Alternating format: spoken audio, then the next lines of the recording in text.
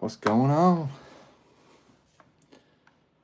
What is going on Saturday evening?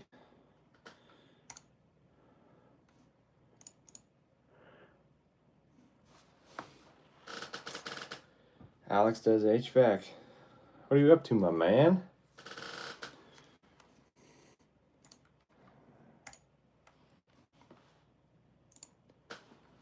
Where are you coming from, Alex? Well, HVACer, huh? How'd you find Treasure Valley Electric so fast?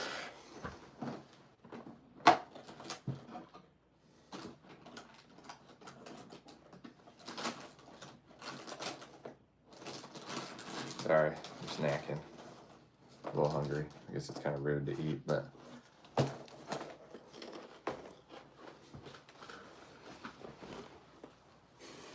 what's going on, dude? You're already subscribed. Thank you, my man. I appreciate that. Where are you from?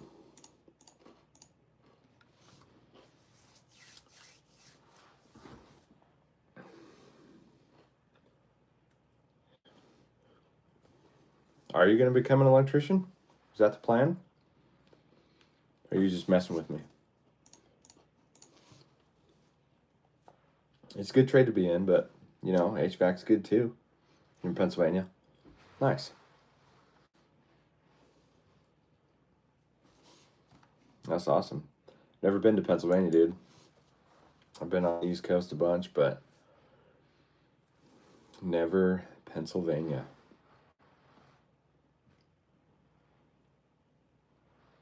Who else we got in here? Welcome.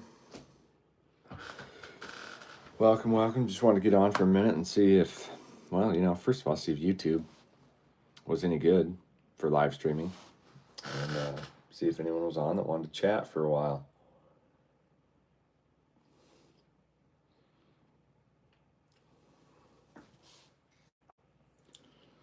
Who else we got in here? I wish I could see, but Resi Commercial. Yeah, so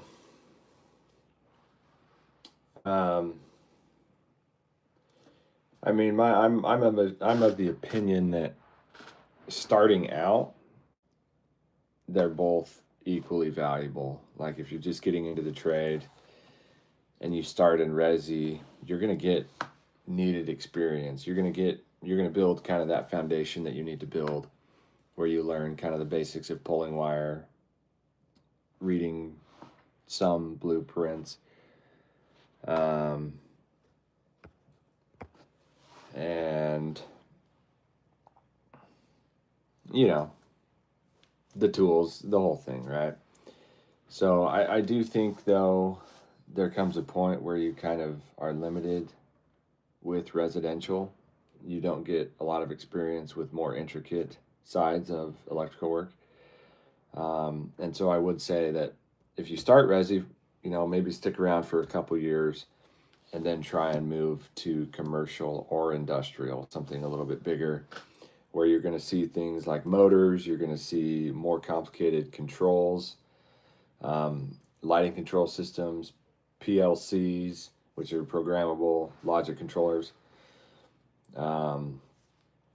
fire alarm systems, you name it. You're going to see a lot more, I guess, complicated systems in commercial and industrial, especially industrial. But so, yeah, I guess that's my opinion. You really can do each. Pros and cons. Oh man, I don't know. That's hard. I feel like it varies per person because we've got a fourth year who has mostly residential experience, and he started doing commercial with us, and he doesn't really like it that much. I don't know. He just likes resi stuff. He likes roping houses and being inside homes. So to him, commercial isn't as exciting, even though we have him bending pipe and you know, doing a bunch of different stuff. He still likes resi more. So for me, Resi was just kind of boring.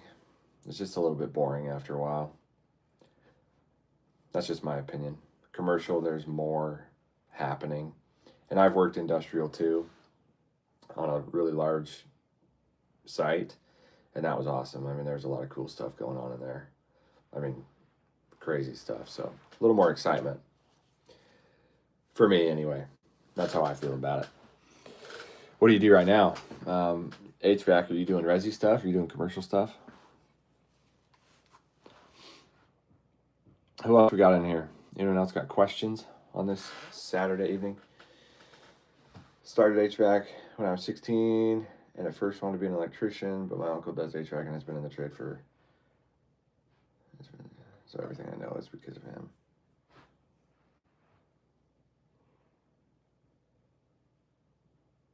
Nice. I do resi HVAC and a little bit of commercial. Yeah. You know, for HVAC, if I wanted to do just residential service work, I would probably do HVAC. That would be the trade that I would do if I wanted to do just residential service.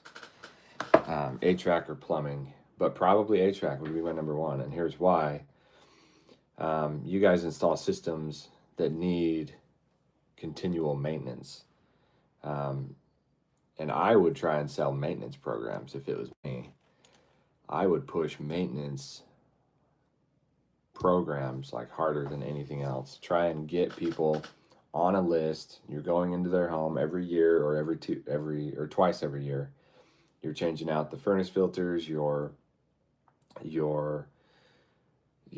checking or doing whatever you need to do for those systems. I'm not an HVACer, but I know that HVAC service, you guys can do a lot of that maintenance, those maintenance programs. That's a little bit more challenging on the electrical side because people don't really think that they need to maintain their electrical system.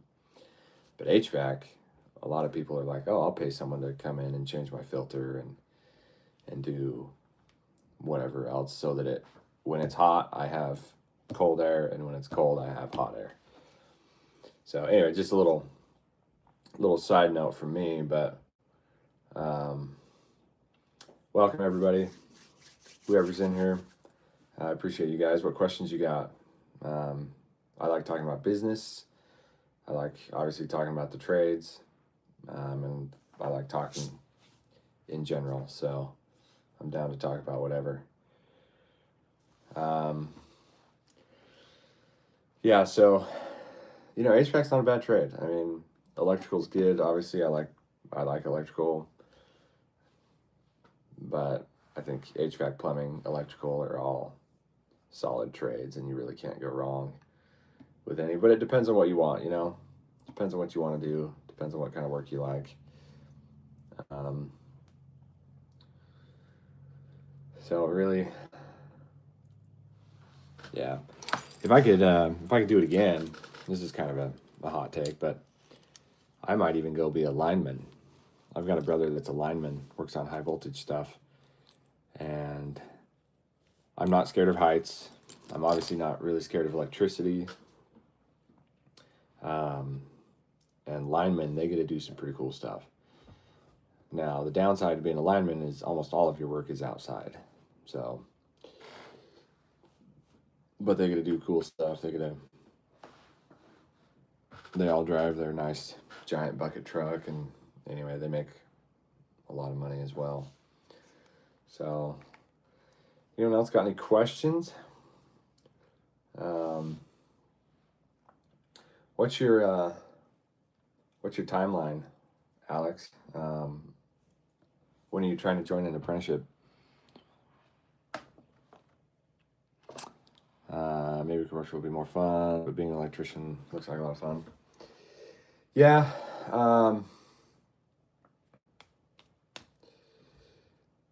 Yeah, I get it.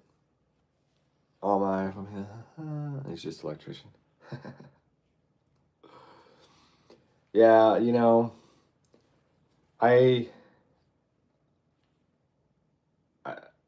can't speak directly because I haven't done HVAC work. Obviously, I've been around it for a long time, and I've been around plumbing. I think maybe electricians do have a slightly broader scope, meaning we have just a broader set of things we have to be a part of. We're one of the first trades on the project when a project starts in new construction, because we do under slab work, and we do work before the foundation is even poured. We have to get grounding in the foundation on a new building, at least where I live. We have to set up temp power, and then before they pour the slab, we, depending on the job, we'll run conduit under the slab. So they pour the slab, and then they frame, and then obviously we do our roughing, we do our trim, and then we're one of the last trades in there. We have a lot of trim out work to do because we have more devices typically than any other trade. You know, plumbers have their fixtures, HVACers, you guys obviously have your stuff, but and that can be intense, obviously. But electricians have, you know, we've got lighting, we have, if there's a hot tub, if there's a swimming pool, if there's kitchen appliances, kitchen hood. I mean, we got a lot of stuff. The HVAC equipment we have to get power to. Anyway, so I'm kind of going sideways, but I think electrical work might have a little more broadness. We kind of get to do a little bit more, but you know, I can't speak for sure. I will say commercial is probably more exciting than resi. DJ Juicy, nice name, brother. What projects do you have going on? Yeah, so right now we've actually been a little slow kind of at the end of the year. We were busier than we've ever been in the beginning of 2025, but right now we have a Panera Bread that we are wiring. We have it's another restaurant called Sportsman's Bar and Grill. That's not a chain, that's just a one-off restaurant. We have another restaurant that's a one-off restaurant. We're doing an HVAC control system for a church. So we're specialized. We're kind of specialized with certain Honeywell HVAC control systems. So we're doing that for a church. We've done a handful of those.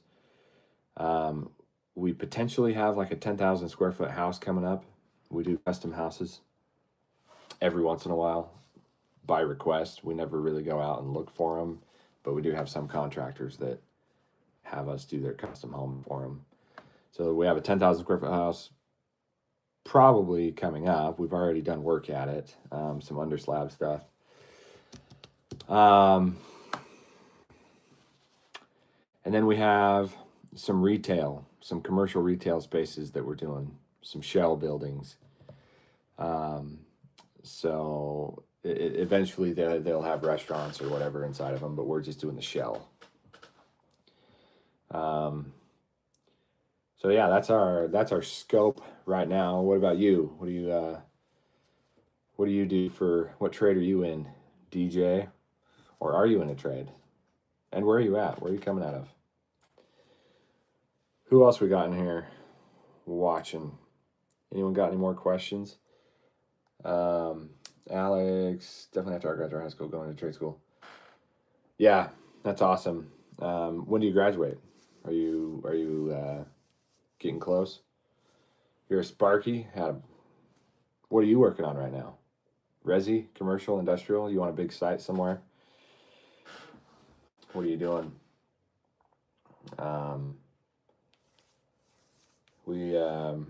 We slowed down quite a bit toward the end of 2025, but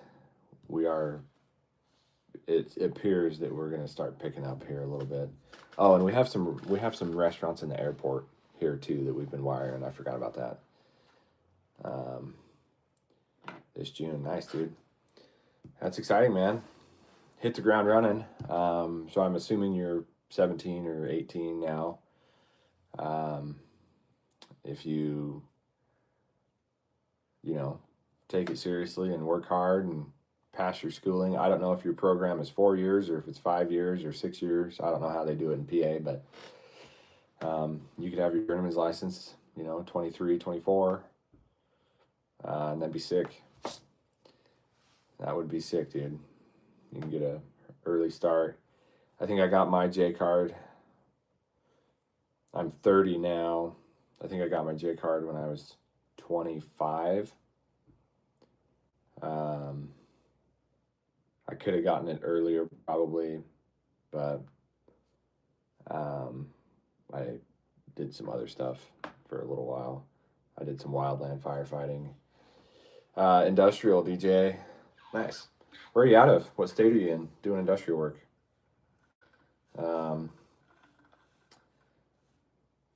Industrial's fun. We don't do a lot of it, and we do some smaller stuff every once in a while, motor controls, things like that. We did one of the last industrial places we did was a refrigeration facility. There's like 80,000 square feet, and like I want to say 30 or 40,000 square feet was refrigerated, and they were using an anhydrous ammonia system to refrigerate like 30 or 40,000 square feet of this space. And they could freeze that. They could get that so cold. If I'm not mistaken, they could get it like 20 or 30 degrees below zero in there. The concrete for the floor was like 4 feet thick or something like that. They did some crazy stuff in there so they could get it like super cold. But yeah, we don't do. I worked for another company for a little while at a microchip plant here in Boise, and that was crazy. The systems going on in there were just unreal. It was just unbelievable. So, yeah, all over the West, huh? That's sick. What other questions you guys got? What's your plan, Alex? Are you gonna go union? Or are you gonna try and do non-union? Do you want to start your own shop one day? What's your plan? What are you thinking on that? I think they join union, way better paying benefits. Yeah, seems like at least. Well, I'm not going to argue that. I'm non-union. I've never been union, obviously. The large contractor I worked for a while was non-union. They're one of the only giant contractors that isn't union. But yeah, definitely not gonna argue that union doesn't make good money and have good benefits. But my dream's always kind of been to run the business, own the business. So that's one reason I probably won't join the union ever. But I'm definitely not going to talk smack on the union either. I've got some good buddies. We've lost some good employees to the union, and I've even encouraged some to go join the union for the betterment of their family. Entire loadout was inspired by your tool belt video. That's awesome, dude. I mean, that's sick. Those are some good tools. I'll stand behind that. I will stand behind that. Those are tried and true. Everyone on our crew runs a pretty similar tool belt and tools. And for the work we do, I will stand behind it all day. I think you got some good tools. Done my research. Joining the union here in PA is kind of difficult. Yeah, I definitely do plan on owning my own electrical business. Yeah, that's awesome. Yeah, I'm not that versed, obviously, on joining unions. I know in Idaho, where I'm at, it seems like sometimes it's easy for apprentices to get in with the union, and then sometimes it's like impossible. Like it just isn't going to happen. We had to lay a couple of apprentices off here recently, and I know one of the first ones we laid off, he was able to get with the union like within a week, and he had a job in a prefab shop.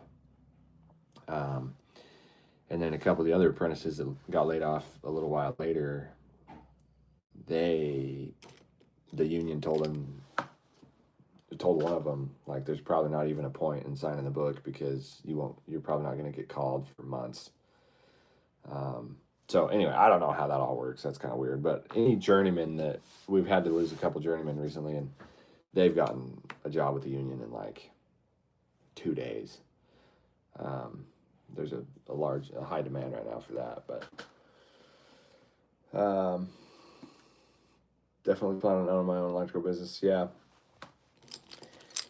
Yeah, dude, that's where it's at. That's where it's at. If you like looking at money, more than just like liking money, like obviously everyone likes money, but if you like looking at money and finances, and you like doing a lot of different things, then owning your own business is where it's at. It comes with a lot of stress though, and there's a lot of drawbacks to it, no doubt. But I've had to learn a lot about myself trying to run a business, and it's actually made me realize I'm not as capable as I thought I was. And I don't want that to sound discouraging because it's not. But I'm actually not as capable as I thought. My personality is I need support. I'm not the kind of person that can do it all by myself.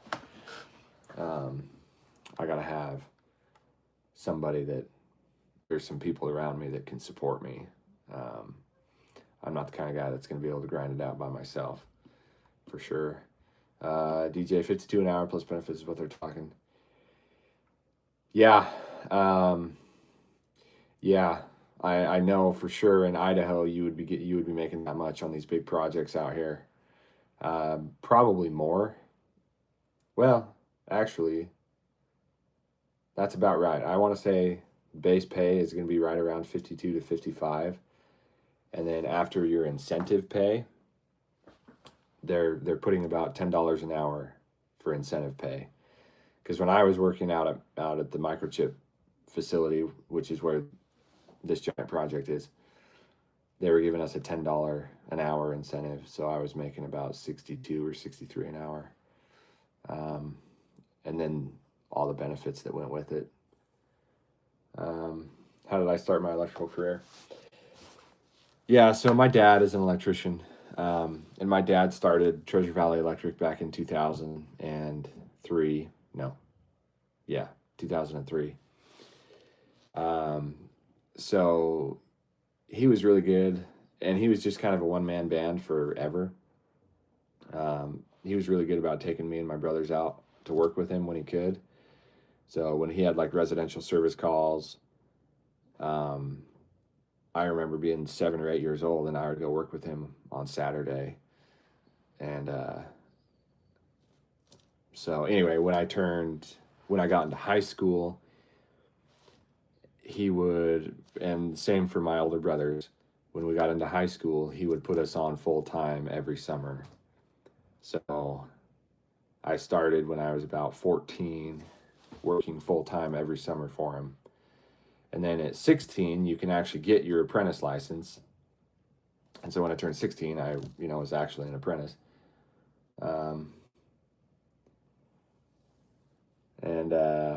Yeah, DJ, we're doing good, man. We've had to lay a few guys off, but it's actually been good. We've got some really good guys that have stuck around, and we do have some work on deck, so we'll be all right, for sure. We've got a good team. I'm really excited. I hope you guys keep watching our stuff too. We'll have some I think the social media stuff we're doing is going to get a lot more exciting. We're going to push it a lot harder than we have. Um, anyway, Alex. So yeah, I started in high school, and truthfully, I never had when I was in high school, I never had any desire to be an electrician. Um, Even though my dad always did well, and pretty well, um, and I just never wanted to be an electrician. But in my early 20s, um, I went out and did some other things, and then eventually I was back working for my dad, and just kind of decided. I think I was like 21 at this time. I kind of decided, man, like I think this is what I need to do. I think I think this is what I should do. I hated school. I went to college for a little while. I hated it, even though I did okay. I hated it. It wasn't my style. Going to class, writing papers, doing that stuff. I hated it. So I was working for my dad, and I was like, actually, I enjoy this quite a bit. Like, why don't I should do this?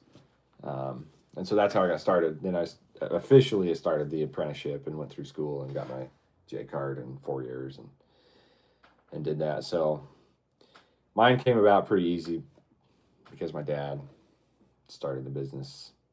And I've been able to help him grow. Like I said, he stayed pretty small. He never really grew. My dad is an amazing electrician, super good electrician. But he's not like super business savvy. Even though he's done it for 20 years, he really thrives in the field. He doesn't really thrive behind a desk doing papers, doing the books.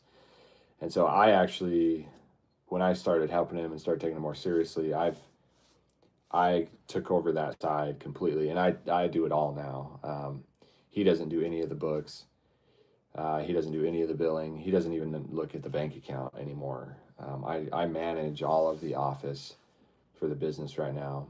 I manage payroll. I manage the bills. I manage everything on that side of the business anyway.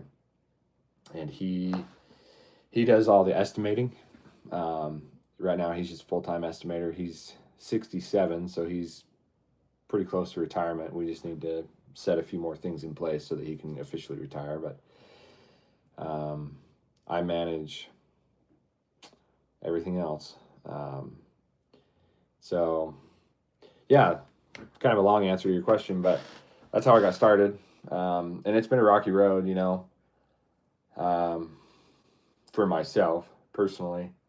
I've had to learn a lot about myself and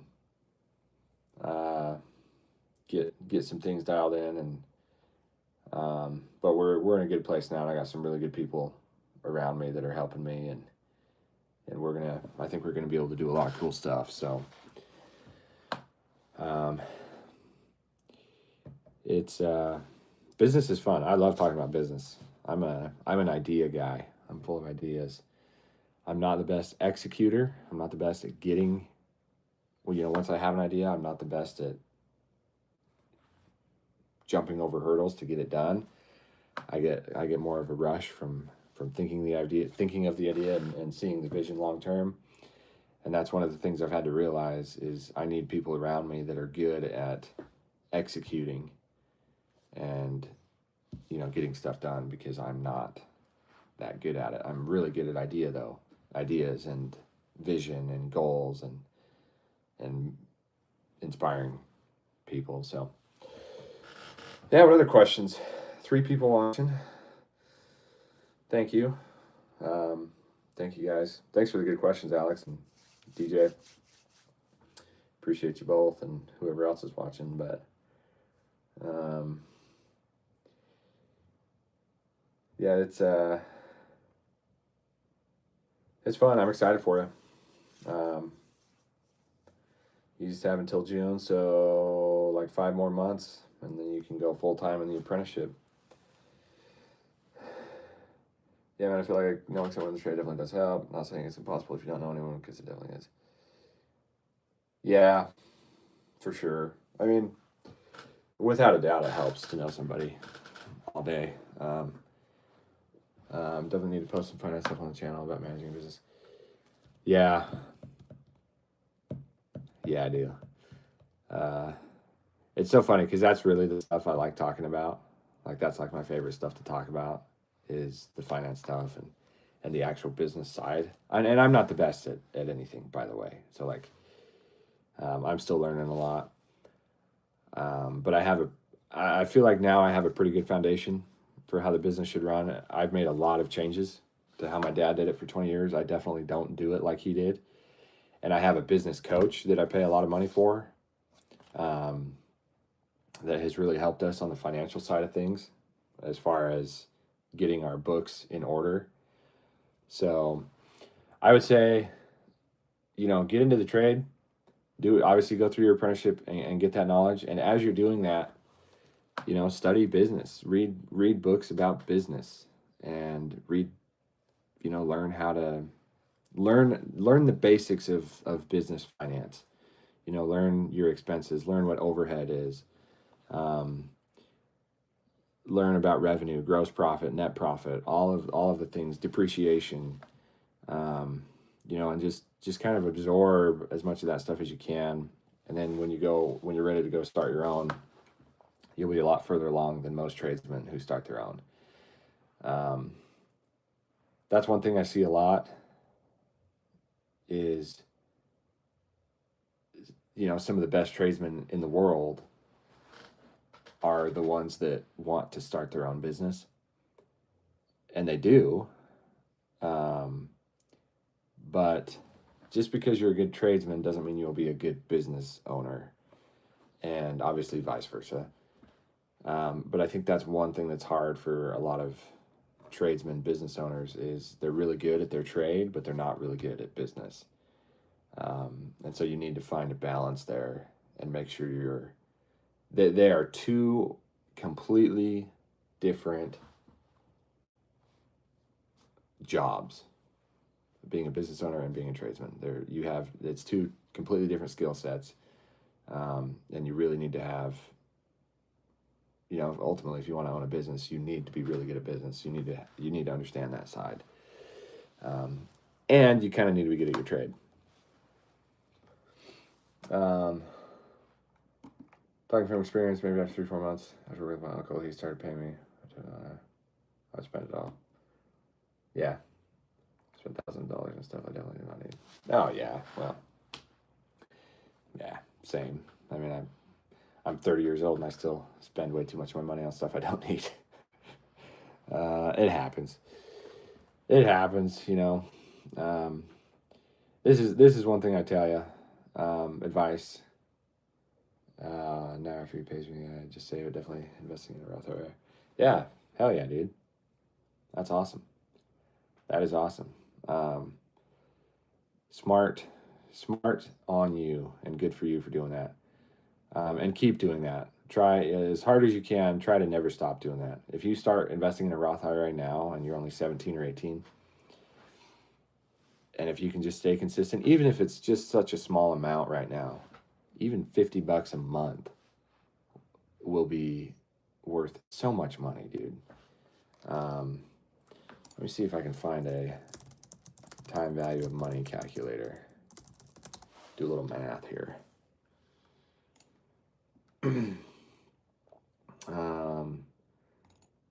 So let's see, let's say I'm just gonna say 20. You got 45 years to retire. Another period's 45.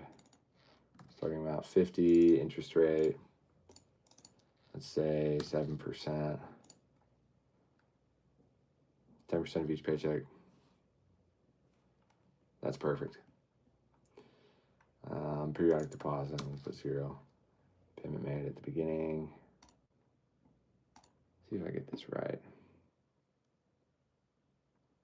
So here's a little cool thing for you. We can figure out what the future value of $50 invested now is. And so I just put it on a future value calculator. You can just type that in Google, and it asks the number of periods. So I'm going to assume 45 periods because that's how many years there are roughly to retire if you're 20 years old. The starting amount is $50. The interest rate, we're going to assume like a 7%. So if that $50 accrues or grows by 7% annually, and then the periodic deposit, so we're going to assume we're not going to invest any more than just $50 just for this example. Anyway, in 45 years, $50 is worth $1,050 if it's compounded at 7%. And so, anyway, if you're just investing, my point is, you know, $50 now is every time you invest that in your Roth IRA, if you can get a 7% return averaged over 45 years, you know, you're really investing. Every time you invest $50 now, you're actually investing $1,000 into your future self, which is sick. So definitely keep that going, dude. And the Roth IRA is cool because you're paying tax on that before you put it in, but when you take it out, you don't pay taxes on that money, and you don't pay taxes on any of the gains that you get. So that's why Roth IRAs are so cool. So 100% keep doing that, dude. Be careful with credit cards, you know. Be careful with credit cards. I'm not going to say don't ever get a credit card or anything like that, but just be careful with those. But yeah, you're on the right track already. I wish I was doing that crap when I was 17.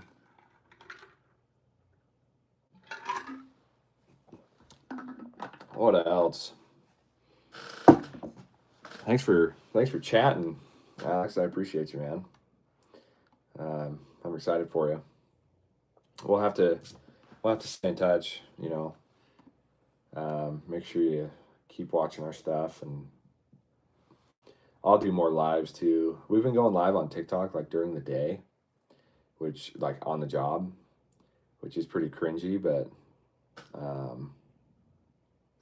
it's actually kind of fun. We had like 250 people watching us the other day while we were wiring up one of the restaurants we were working in, so that was cool. But I'm thinking about starting my own personal channel and going live every morning for kind of like a morning,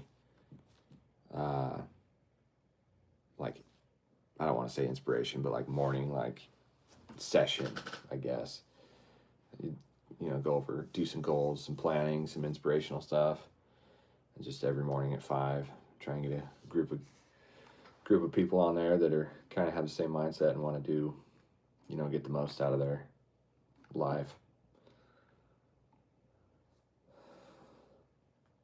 You're the man, dude. That's sick. I appreciate that. Appreciate the support. You know, we started this social media in like July or August. I started it. I've always wanted to do, like for myself, I always want to do like a personal YouTube page or something, and I could never just figure out like what worked for me. And then finally, after hearing and thinking about this idea like 100 times, finally it like clicked in my head. I was like, oh, I should do one for Treasure Valley Electric. And I did, and it just like took off like from day one. And that initial momentum from literally the first 3 reels we made, that initial momentum carried us a long way. I think the second or third reel I posted on Treasure Valley Electric on a brand new page, that second or third reel has gotten us over like 3,000 followers just on Instagram. Now, and it's taken quite a few months to do that, don't get me wrong, but like we just kind of got lucky, honestly. And now it's awesome. I love it. I've always wanted to kind of create content and do stuff like this, so I'm stoked that you're watching. And anytime you got anything that you want me to make a video about, I mean, you've obviously talked about one here already, is some of the business finance stuff. We'll definitely do that. But anything else you want to see, we're always looking for ideas. And like I said, I think we're going to do a lot better job here soon about posting regularly and posting more good content, especially long form content on YouTube. So we're going to be looking for all sorts of ideas for stuff. So, yeah, that's what I know, dude.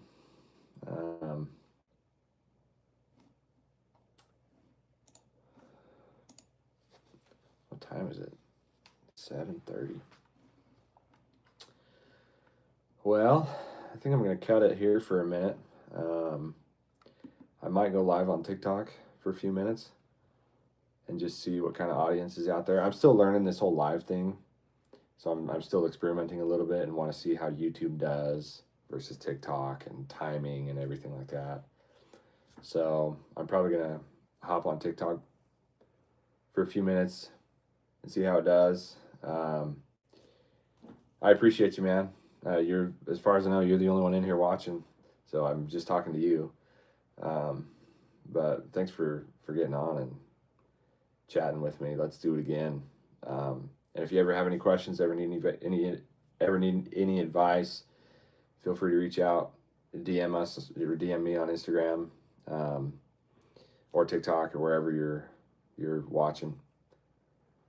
But let's keep going, man.